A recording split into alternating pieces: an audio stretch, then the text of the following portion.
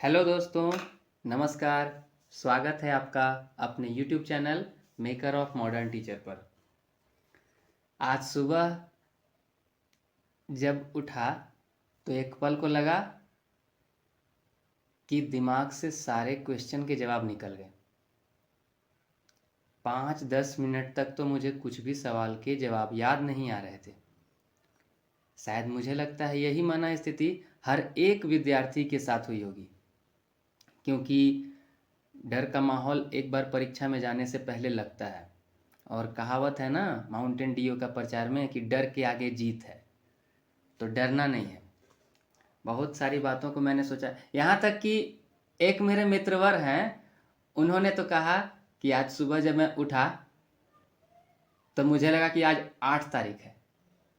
मैंने गूगल पर सर्च किया कि आज कितना तारीख है, बहुत जगहों से पूछा, तब जा कर के दिल को तसल्ली दी कि आज 7 तारीख है, 8 तारीख नहीं है, क्योंकि 8 तारीख से हमारी परीक्षा शुरू हो रही है। तो क्या करें, कैसे करें, ये सबसे बड़ा सवाल है। और ख़ासकर उन लोगों के लिए जो हमारे ऐसे भाई बंधु हैं जिन्होंने अभी तक कुछ भी नहीं पढ़ा लिखा है। तो घबराना नहीं है, आप सभी और हम सभी मिलकर इस डीएलएड को फोड़ डालेंगे। अच्छा से निकालना है। कैसे करेंगे? तो सबसे पहले याद रखिए जो महत्वपूर्ण बात है कि सभी प्रश्नों के उत्तर दें, चाहे आए चाहे ना आए, सही या गलत आपको उत्तर देने हैं। क्योंकि देखिए, जो प्रोफेसर है वो भी काटेंगे कॉपी, तभी काट पाएंगे जब आपने लिखा होगा। आपने लिखा ही नहीं होगा तो वो किस चीज़ पर चेक करेंगे। और उत्तर में जितना अधिक हो सके नकारात्मक सोच यानी निगेटिव अप्रोच का प्रयोग ना करें। जितना हो सके उतनी पॉजिटिव बातें लिखें। प्रश्न पढ़ने के साथ आपको समझ में आएगा, क्योंकि अब देखिए, अब हम लोग की पढ़ने की उम्र नहीं है, समझने की उम्र है। समझिए और अपनी अनुसार बातों का जवाब दीजिए। तीसरा है कि उत्तर लिखते समय स्वयं को शिक्षिका या शिक्षक समझकर उत्तर लिखें। ऐसा माने कि आप एक टीचर हैं, आप एक स्टूडेंट नहीं, आप एक टीचर हैं। आपके लिए क्या इम्पोर्टेंट होना चाहिए यहाँ पर। मायने ये नहीं रख रहा है कि आप वर्ड टू वर्ड आंसर लिख रहे हैं, मायने ये रख रहा है कि आपने लिखा है। लिखें जरूर। चौथा है, महत्वपूर्ण यह नहीं होगा कि आप केवल बिंदुओं को लिखें। बिंदुओं को जितना हो सके अपनी बातों के साथ विस्तृत रूप प्रदान करें, जितना हो सके उसे विस्तार रूप प्रदान करें, उसको डील करते जाएं, डिटेल करते जाएं, उसको लिखते जाएं। हो सके तो एक ही बात को दोबारा दोहराएं भी, कोई दिक्कत नहीं है कि आप एक बात को दोबारा अगले पॉइंट में दोहरा रहे हैं, दोहराएं भी। आपके पेजेस भरने चाहिए। आगे जाइए। पेजों की गिनती महत्वपूर्ण है, क्योंकि यदि आंसर सीट में खाली पेज रहेंगे तो नंबर कम मिल सकते हैं। क्यों? तो देखिए, ऐसा मेरा मानना है कि यदि कोई प्रोफेसर कॉपी काट रहे हैं, आपके 35 पेजेस सीट में हैं या 40 पेजेस हैं, मैं नहीं जानता हूँ। मान लीजिए कि अगर लास्ट के 10-12 पेजेस खाली चले गए तो उसके मन में एक मानसिकता बनेगी कि आप जो हैं कम लिखे हैं, या फिर आपने आधा अधूरा लिखा है। कभी कभी आपका सीट कई बच्चों के बीच में रहेगा, तो उसे चेक करते समय वो हर एक लाइन को नहीं पढ़ेंगे, आपको कॉपी चेक करते जाएंगे और नंबर देते जाएंगे। एक बार पलट करके देख लें कितना लिखा है, उसके बाद नंबर दे देंगे।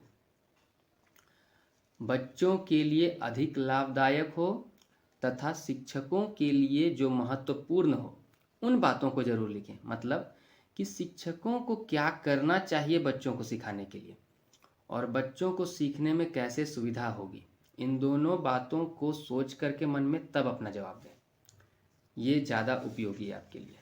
शिक्षकों के लिए क्या महत्वपूर्ण है और बच्चों को क्या जरूरी है जानना। इसके अलावा अब महत्वपूर्ण बात पर टॉपिक करते हैं चर्चा कि पेज कैसे भरें।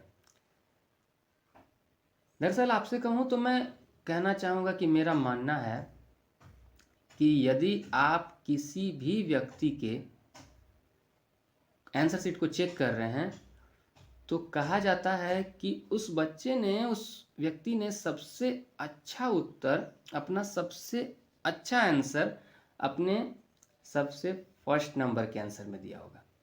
उसने सबसे अच्छी बात अपना वही कही होगी, और उसमें भी सबसे शुरुआत में जो बिंदु आए होंगे वही उसका सबसे शुरुआती चरण सबसे अच्छा होगा।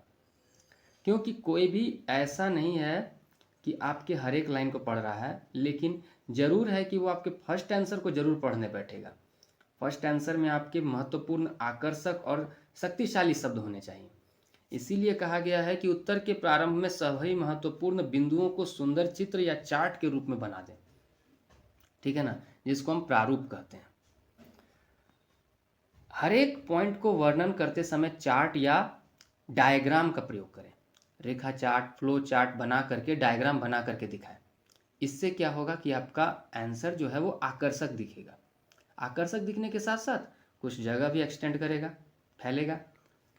पेज के बाईं ओर मार्जिन की रेखा खींची रहती है ना, ऐसे एक लाइन, और इस साइड में भी आप क्या करें, उसकी आधी चौड़ाई की रेखा या तो खींच दें या पेज को मोड़ लें। इससे क्या होगा कि आंसर एक सुंदर सटीक शब्द में आ जाएगा, एक सीधी लाइन में, और दूसरा हो सकता है कि आंसर कुछ बढ़ जाएंगे।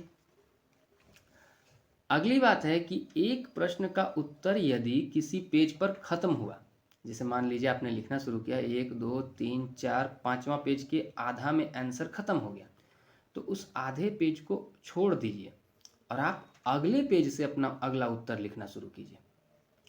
फिर वही प्रक्रिया अपनाएंगे कि प्रारूप बना करके सब कुछ करेंगे शुरू। तो इससे क्या होगा कि आंसर्स बढ़ते जाएंगे। उत्तर का प्रारंभ हमेशा अपने प्रभावशाली बातों से करें तथा अंत में 4-5 लाइन का निष्कर्ष भी जरूर दे दें। ये दोनों बातें भी जो है ना, आपके उत्तर को आकर्षक बनाएंगी। अपने मन की जो भी बात हो उसको, आपको उत्तर से जो संबंधित लगे उसको जरूर बीच में लिख दें। यानी कि 4 पेज का उत्तर है तो बीच में जो दूसरा तीसरा नंबर पेज है ना, उसमें लिख दें उन बातों को। याद रखो, जैसे आप परेशान हैं परीक्षा के दिन, वैसे ही दूसरे भी चिंता करते हैं। तो बस अच्छी अच्छी पॉजिटिव बातों से आंसर शीट को भरने का प्रयास करें। ठीक है, जितना हो सके उतना आप लिखते जाएं, ये ज़्यादा इम्पोर्टेंट है।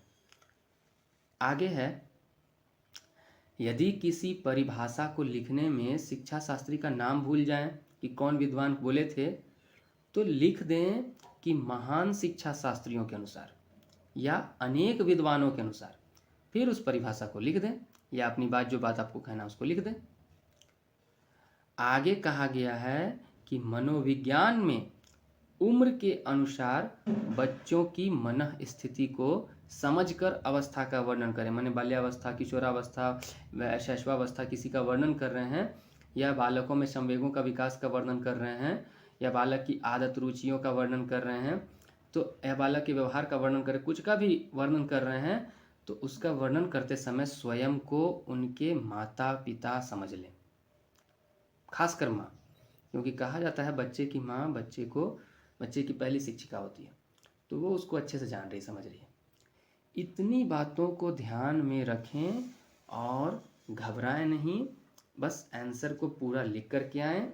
बस इतना ही कहूँगा कि ऑल द बेस्ट, क्योंकि कहावत है ना, ऑल इज़ वेल। सो सभी को फिर से बहुत बहुत शुभकामनाएं, और सभी की परीक्षा अच्छे से संपन्न हो। कल अब हम लोग अपने टाइम पर परीक्षा स्थल पर पहुंचेंगे। 2 पेन, ब्लैक कलर से अंडरलाइन करने के लिए, इन्वर्टेड कॉमा लगाने के लिए, और जितना हो सके 2-3 पेन जरूर रखें। पानी की बोतल हो सके अपने पास रख लें तो ज़्यादा बेहतर है, और बाकी सारी समझदारी आपके पास खुद है। चलिए, इतना ही कहते हुए मैं अपनी वाणी को विराम देता हूँ। धन्यवाद।